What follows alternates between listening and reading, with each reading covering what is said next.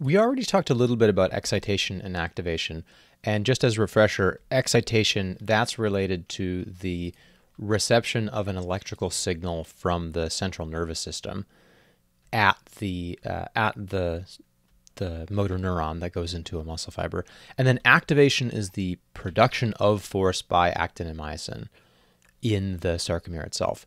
And the only other thing to remember about the dynamics of excitation and activation is this plot I have here that shows excitation in red and activation in blue. So this is what happens if you send a signal for the muscle to turn on, stay on for a while, and turn off. And that's this kind of like dark pink here, that's the excitation signal. The activation from the muscle, the response to that signal, is the blue line. The thing to notice is that, number one, there is a delay between when your nervous system tells your muscles to turn on and when they actually turn on.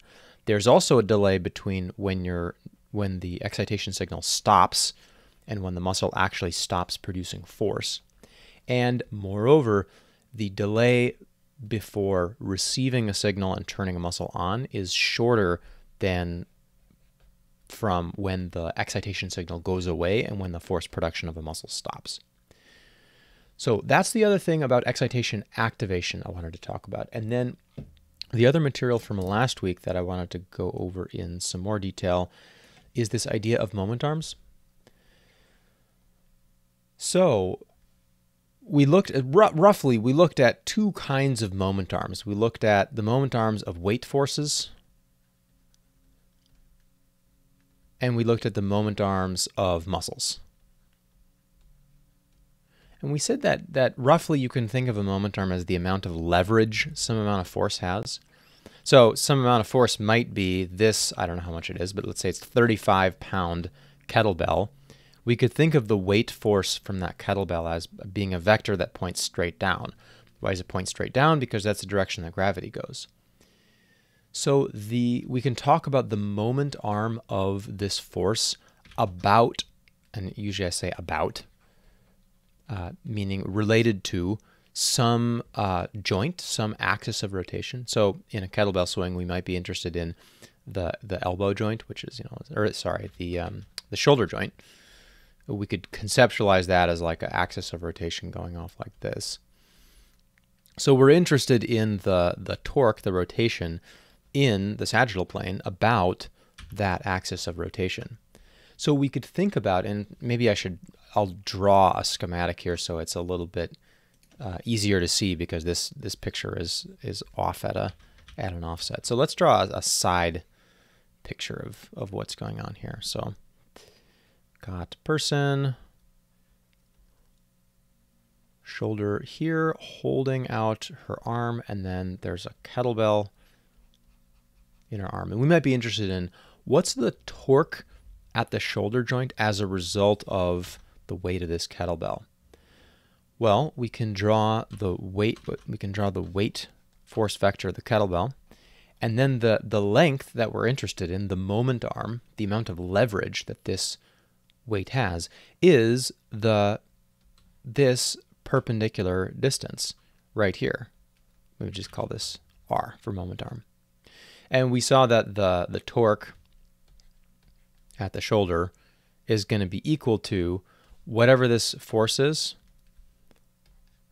So that 35 pounds, say, times whatever this distance is. 3 feet, 2.5 feet.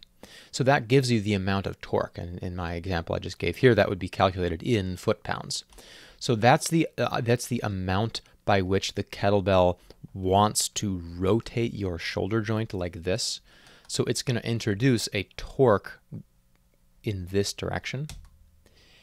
And then, so that is a weight force right here. And this is the moment arm of that weight force. And because weight forces are always going to be arrows pointing straight down, the moment arm of a weight force is always going to be perpendicular, meaning it's always going to be parallel to the ground. We could maybe imagine a scenario where this moment arm gets much shorter, where let's say you do some kettlebell exercise where you hoist the kettlebell up like this. Now we can redraw the same thing. So let's draw the weight force. And I'm going to do this trick that sometimes you'll see me do where I just kind of extend the direction of the force. And the moment arm is still going to be going perpendicular off the weight force, but it is going to go from the shoulder or to the shoulder. So it'll just be that length. So notice the force is the same because it's the same weight, but the moment arm is much smaller. So at this instant, the torque at the shoulder joint from the kettlebell, meaning that the extent to which that the kettlebell is trying to rotate the shoulder like this, is much smaller because the moment arm got smaller. So that's moment arms of weight forces. Now let's talk about moment arms of muscle forces. So here's something that's technically wrong, but almost correct. You could almost think about the moment arm of muscle force, and I'll write that out, moment arm of a muscle force. And again, that's going to be about some axis of rotation. So this might be about the elbow joint. Right here. So here's the joint center. You could almost think about the moment arm as just being the shortest distance, and maybe I'll put this in like big quotes. Shortest distance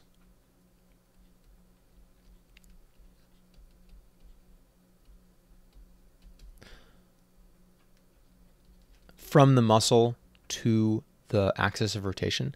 So you could think about it as being this. Now in this particular case, this is correct. This is the moment arm. It's that distance.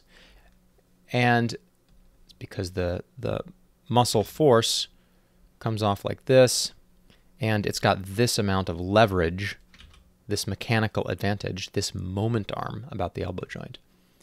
So you can notice how that force multiplied by that moment arm is going to create we call this an elbow flexion torque. Now, why is this technically not correct? It's technically not correct. Well, why is this definition is not technically correct? Because you can get in situations like this where you might think that the shortest distance is here, but you have to do that trick that I did with the weight force where I extended the direction in either way.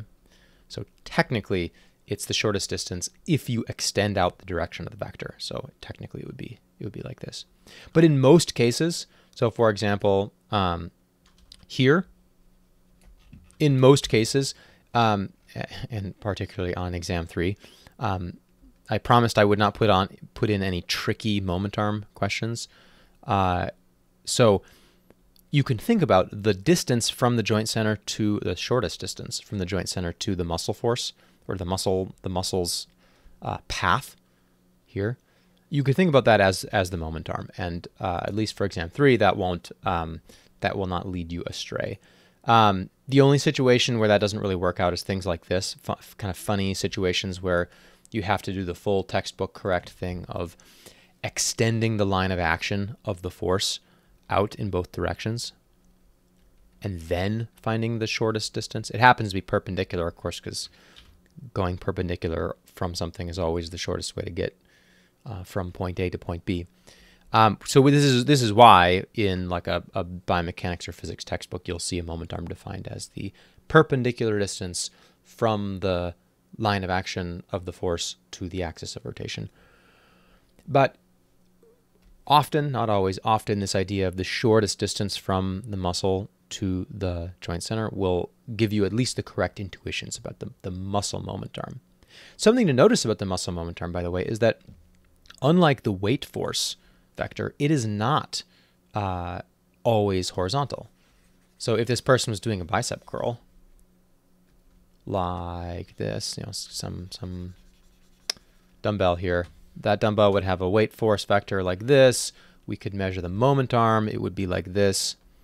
And that is a perpendicular, notice it's always going to be horizontal. But the moment arm of the weight force, the moment arm of the muscle force would be like this here. Or later or earlier in the exercise, it would be like this. So not only does the moment arm change lengths, it also changes its orientation.